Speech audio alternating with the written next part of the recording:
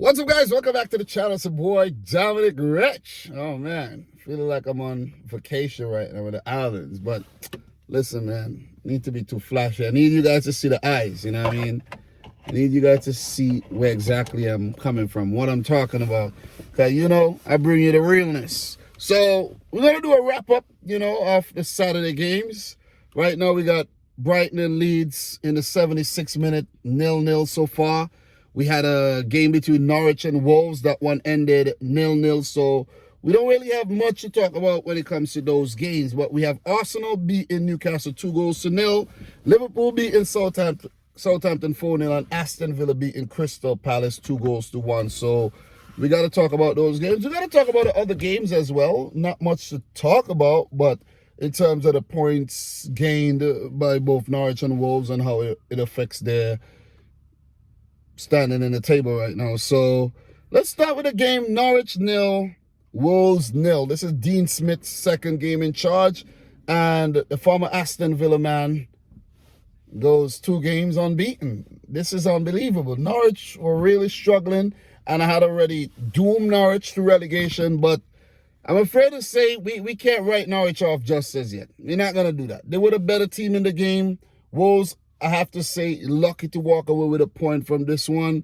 And Norwich, unlucky not to get all 3. 14 shots at goal, 4 on target. They had 43% of the ball. Wolves lacking the creativity, imagination. 5 shots, 2 on target.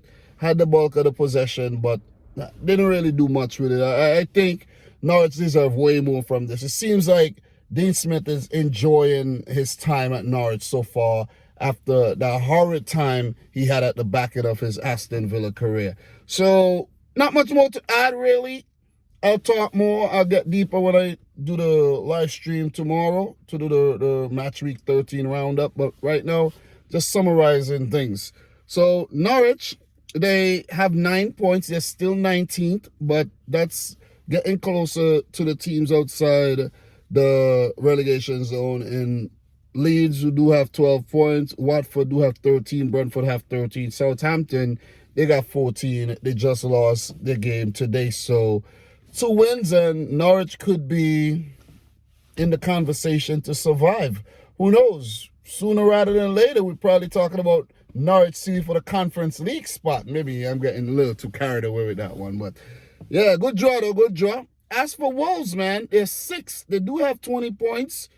And they got 3 points more than Manchester United. And if United do lose to Chelsea, then, Wolves, you're flying high, man.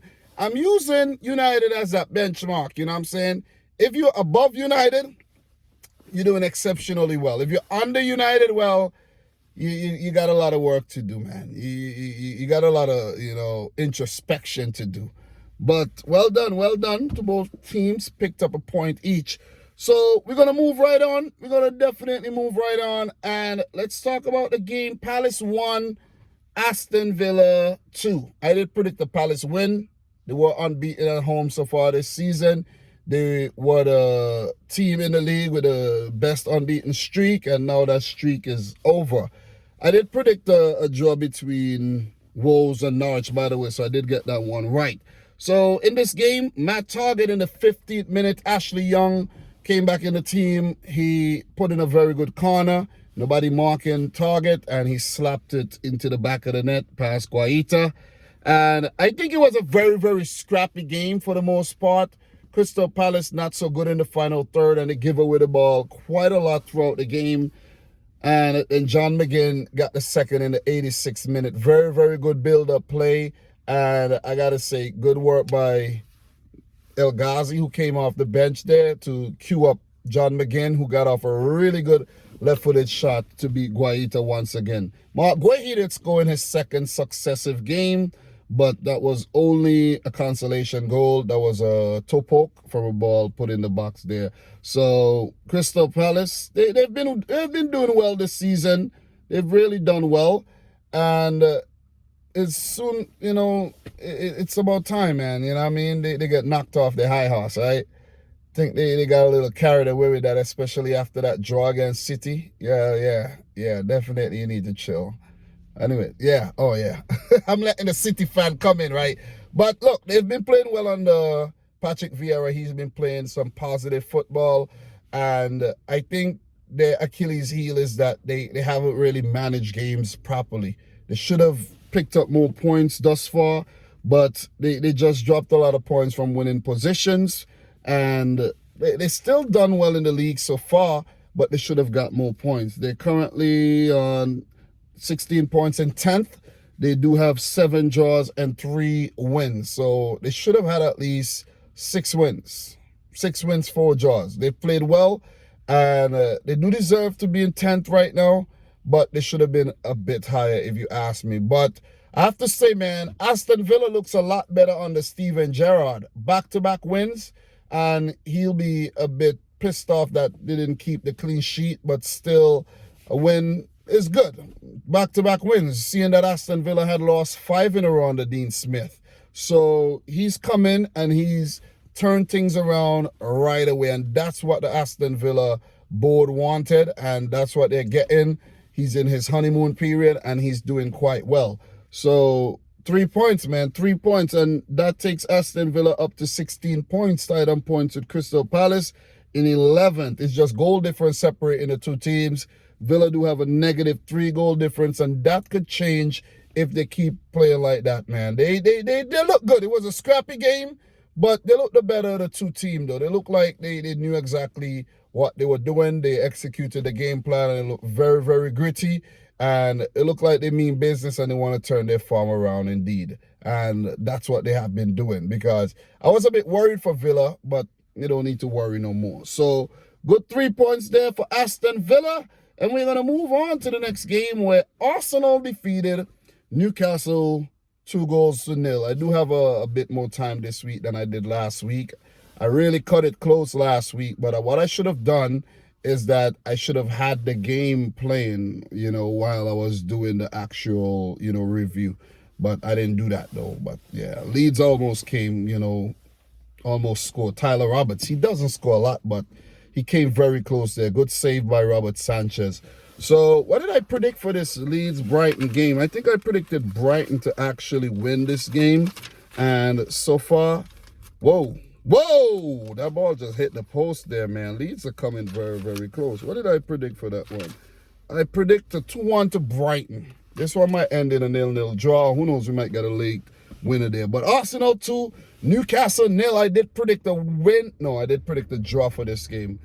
Didn't predict Arsenal to win. Did predict a 2-2 draw, but Newcastle, once again, they didn't show up, man. Really didn't show up, and the Newcastle fans must be really pissed. They must feel even lower than they did when Steve Bruce was in charge and they weren't taken over by the Saudis, because they've been really low, man. That's 13 games, no wins, and they're at the bottom of the pile. Well, how many points do they have right now? They got 6 points, 6 draws in 13 games, no wins. They're the only team in the top 4 divisions in English football yet to pick up a win. That's horrible, man. And I bet if you go across Europe, they're one of the teams that has, yet to pick up a win, man. I don't know, man. Eddie Howe on the touchline for the first time ever as a Newcastle manager, because, he sat in the stands when he was announced, and then, he had coronavirus. And yesterday he was told he could actually be on the touchline. And they looked a lot better early on in the game. I gotta put it that way. 0-0 at halftime. They didn't look too bad. But it's just that, I don't know, man. I don't know what's going to save this Newcastle team. I think the players need to step up. They need some fresh personnel, man. You could bring in a manager, but with the same personnel, I don't know if it's going to work at all. Really don't know if it's going to work. And to make matters worse is like few players picked up yellows as well, and they would miss the next game, and so they've just been really ill-disciplined, and they haven't been good. Matt Ritchie misses the next game, and I think Jamal Lascelles misses the next game. So, look, it's not going to get easier for them. And their next game is against Norwich, who's in the relegation zone, and Burnley, who's right in the relegation zone as well. And I don't know, man. I don't know. But they did look a lot better. But you got to give credit to Arsenal for bouncing back. I did tell you guys that Arsenal would bounce back. They just met Liverpool. You know what I'm saying? They just met a very hot, informed Liverpool right now. And they got smashed 4-0. And I knew they would bounce back. Didn't think they would have won, but they would not have lost back-to-back games, especially not against this Newcastle team right now. Very disjointed Newcastle team. But they got to keep their head up. They got to keep trying, and sooner rather than later, they got to come up with the points. If they don't, they could kiss survival goodbye. It'll suck for them that they got taken over, and then bam, they're down in the championship again like they were a few seasons ago. But they just have to, keep trying, man. Keep trying. Bukayo Saka with a good goal from the left side, far post, to beat Dubravka, who was called back into the team. He looked a lot better than Darlow, I have to say. He looked better than Darlow, and change was a good one. But I think Saka was very, very bright on the day. Sad to see him, go off injured, hopefully for Arsenal. He's fit for the United game. And his replacement, Gabriel Martinelli, came on and immediately struck about a minute or so after. That was a brilliant ball in, but I think that was Tomiyasu with that dink, man, that dink pass, and first time hit into the back of the net. Martinelli with a very, very skillful goal. So nice to see him doing well. He struggled with injury, and it makes you wonder, what if he was fit for, his entire Arsenal career. So good stuff by Arsenal. I don't think they were at their best. Aubameyang had a sitter that he put, he hit the post with. They had their chances. They didn't really take their chances. 24 shots at goal, 6 on target compared to 9 shots, 5 on target for Newcastle. Arsenal had 66% of the ball. So they were the dominant of the two teams, the more dominant. They deserved the win, but they could have been a lot better. They would, be happy with the clean sheet. Aaron Ramsdale had another brilliant day in goal. And as I say, he's been the best goalkeeper for me this season, man. And I call Ramsdale, trash earlier. So well done to Arsenal. And to talk about the big one, man, the big one. Well, before we do move on, Arsenal are 5th, level on points with West Ham, who are 4th. Only goal difference separate the two teams. West Ham scores a lot of goals, and their defense has been okay as well.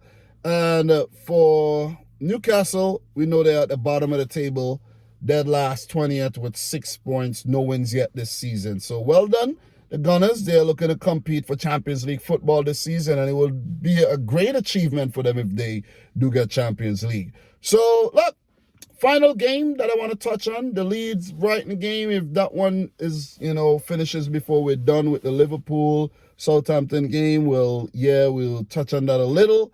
But Liverpool 4, Southampton 0. I did predict a 3-0 win for Liverpool. Let me double check and make sure. Yeah, 3-0 win for Liverpool. I almost got it right. Van Dijk had to go and score against his old team there.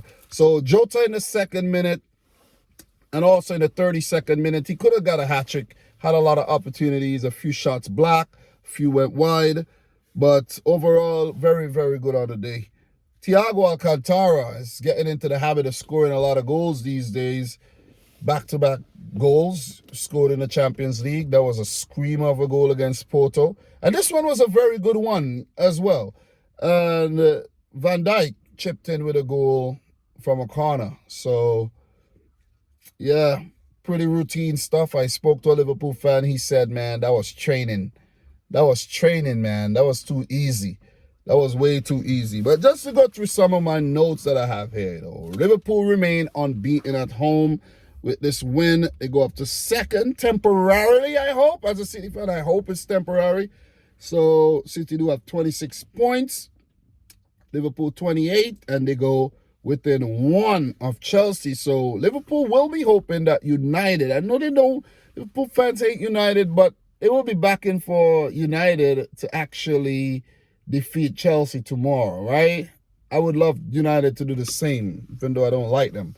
I would like them to beat Chelsea tomorrow, but I'm not predicting that, but I would like them to beat Chelsea. So Klopp put out a full-strength Liverpool team, and it shows that he means business. Guys were rested for the photo game, and they came back, ready for this Southampton game, because you can't take these teams lightly, though. You take these teams lightly, you go in, you rotate, and then you end up regretting it, because Liverpool lost to Southampton last season, 1-0, and they did beat them in the second game of the season and go on to beat them again. But you can't take these teams lightly, man, because at the end of the season, the title could be decided by 1 point, like Liverpool learned a few seasons ago, right? 1 point, 97 points. City got 98. So, look, it's very important. Every single game is important. Can't take teams lightly in the Premier League either. So, look, for Southampton, they had a lot of fresh faces that we didn't see last season. Lianco, Perrault, Broja coming in from Chelsea on loan. He looked really good in the game, by the way. Livermento and Adam Armstrong, who I think was really sloppy and off his pace on the day. He looked really, really average on the day, I got to say, man. Really, really average. If Southampton had a bit more quality, we could have had maybe a 5-3 thriller or something like that. Because Liverpool should have gotten about 8 goals today. They really should have.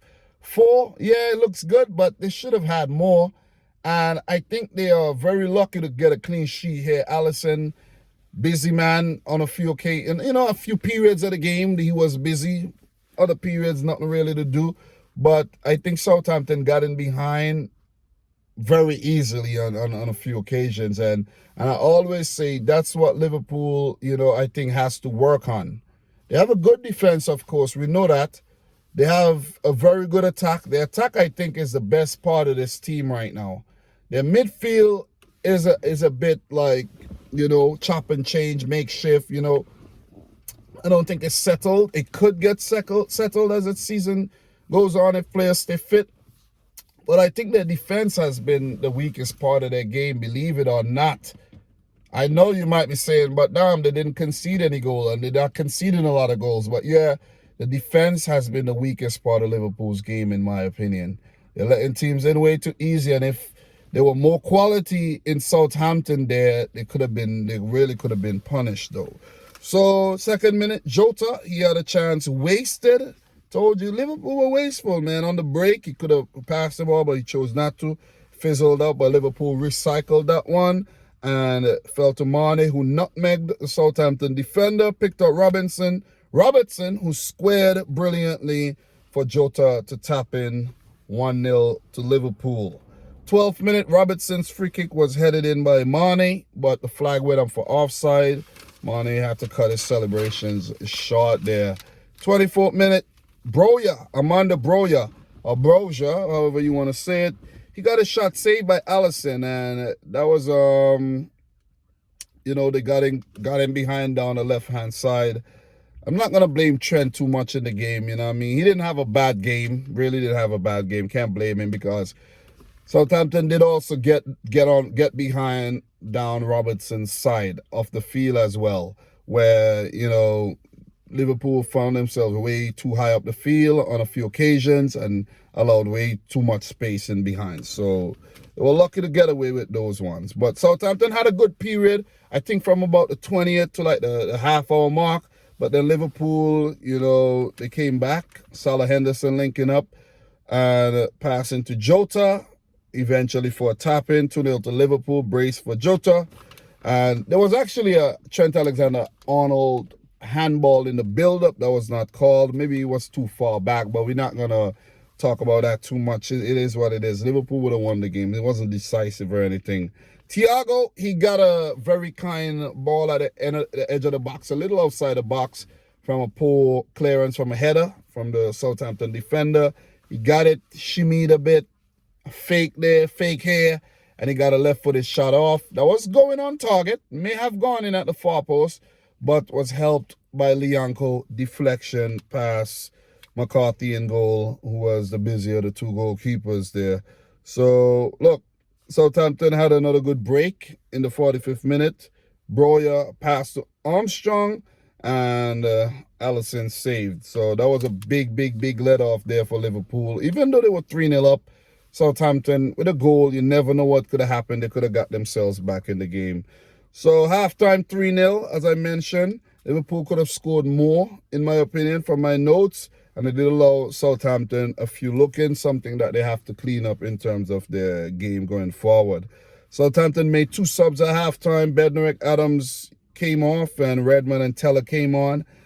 They didn't really make much of a difference, in my opinion, but it's good for Hasenhüttl to try something fresh, you know what I mean? Marnie had a good shot saved by McCarthy, and then Trent Alexander-Arnold corner fell nicely to Virgil van Dijk, and he slapped it past McCarthy for a 4th goal. There was a very, very frantic period of play where a lot of chances, you know, for Liverpool, and there was also a chance to Southampton. Teller on the break, he passed to Armstrong, who squandered another chance. So I'm telling you, if Armstrong was a bit more quality on the day, it could have been a whole different game. I'm not saying that Southampton would have won the game, but they would have actually came out with a more respectable result. A loss, but a more respectable loss. So Liverpool did make a few changes, and I could see what Klopp's doing.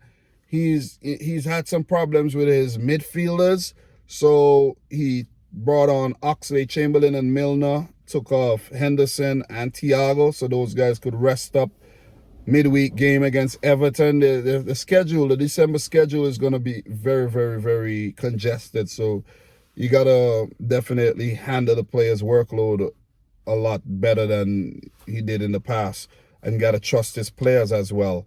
So Oxlade-Chamberlain had a good shot straight to the goalkeeper. Could have, you know, Minamino came on for Jota, and Liverpool had a good, strong finish to the game. Southampton, I think, labored a lot, and they were just out of their depth today, pretty much.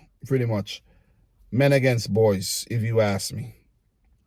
Men against kids. But good win for Liverpool, though. Not as a City fan, but for the Liverpool fans, good win. They go up to 2nd. And for Southampton, who tried, they stay 14th they have 14 points on the board.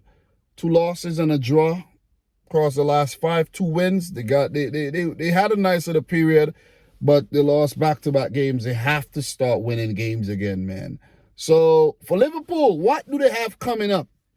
They have Everton on Wednesday, December 1st. Wolves, Milan, Aston Villa, Newcastle, Tottenham. These are some nice games. Leeds, Leicester. These are some... Well, let's go to Boxing Day. These are some nice... Liverpool could go winning all these games up until Boxing Day. They do have Tottenham as well. I don't know if they're going to be a threat. But to be honest, they could win all these games. But then the conversation starts December 28th, where players could leave for the African Cup of Nations by then if the Premier League or the leagues all across Europe, they apply for an extension for the players to leave after the December 28th weekend. Liverpool would be without Salah for the Chelsea game for sure, for the Brentford game, and for the Crystal Palace game, and if there's any cup matches in between. So these matches are very, very important. And they better, if Salah and Mane doesn't get to the final, they'll be back before the 9th. So, yeah, that's going to be a tricky period for Liverpool. So I think they'll do well up until Christmas. Who knows? They might even be top of Christmas. But then that January, late December, January, could actually hurt the campaign, in my opinion. So, guys, the Leeds-Brighton game ended in a 0-0 draw. So let's just touch on that one briefly. I told you I had more time today. My wife should be coming out anytime soon. But Brighton, 20 shots, 4 on target. Leeds, 11, 4 on target. Brighton did have 58% of the ball. Leeds with 42. And Brighton, the better team on the day. Neal Maupay with a whole lot of missed chances, man. He could have done a lot better. But Neal Maupay, you know what I'm saying? Like, come on, you could do a lot better. So Leeds right now, they have 12 points. They're just outside the relegation zone, 3 points ahead of Burnley, who do have a game in hand. So if Burnley pick up a win in their next game, don't know if they will, but they'll be right there. They'll jump out the relegation zone. They have a better goal difference than Leeds as well. As for Brighton, they're still in the top 10. They do have 18 points. They're getting back to their old ways of drawing games and not managing games properly. But 18 points is a hell of a lot of points, man, for a team like Brighton, which means you only need 22 more points to survive, and you have yourself 25 games to do so. That's doable. That is doable. So a point apiece. What's coming up tomorrow? What is coming up tomorrow? We got Man City versus West Ham tomorrow. I'm predicting a 2-1 win for City. Hope my prediction come true. We have Brentford versus Everton. Look, Brentford will win that game in my opinion, though. What did I predict for that game? I got all my predictions right here. So, Brentford versus Everton. 2-0 to Brentford is my prediction. We got Leicester versus Watford. I'm going for Watford to beat Leicester City, though. 3-1. And then we have Burnley versus Tottenham. I think Tottenham will beat Burnley. What was my prediction for Tottenham versus Burnley, man? God damn. 3-1 to Spurs. And the game between Chelsea and Manchester United. Yeah, I'm going for a 3-1 win for Chelsea. And that would round off match week 13. I will be back tomorrow with a live stream to do a wrap-up of all the games. And then we have a quick turnaround this week where matches are coming back on Tuesday, which means I'll be live tomorrow, Sunday the 28th, and Monday the 29th for the preview for match week 14. And then I'll be back Thursday for the roundup for match week 14, and then Friday for the preview for match week 15. Oh man, it's going to be a busy week. But guys, thank you very much for tuning into this one. Hope you enjoyed it. Hope you enjoy these new summary type videos that I do on the weekend and do before the live stream, and just include all the teams, not just talk about the Liverpool game alone or the City game alone, but just touch on all the other teams. You see what I mean? I do enjoy it. I do want to talk about every team as well, because some people say, oh, you don't talk about my team. Oh, you don't talk about, I talk about every team. Shut your ass. Sorry. Pardon my language, but you get the point. But yeah, man, guys, thanks for watching. Subscribe to the channel if you're new. Thanks for 48K once again. We're on the verge. No, we are not on the verge. We're far away from 49, but we're working towards getting 49. Hopefully we get to 50K by early next year and keep the thing going. You know what I mean? Got a little hot there. You see what I'm saying? Got a little hot, man. Steaming here. But guys, thanks again. Hope you're enjoying your weekend. I had to think about what I had to say there. And from your boy Dom, peace out. Rich Squad. Peace.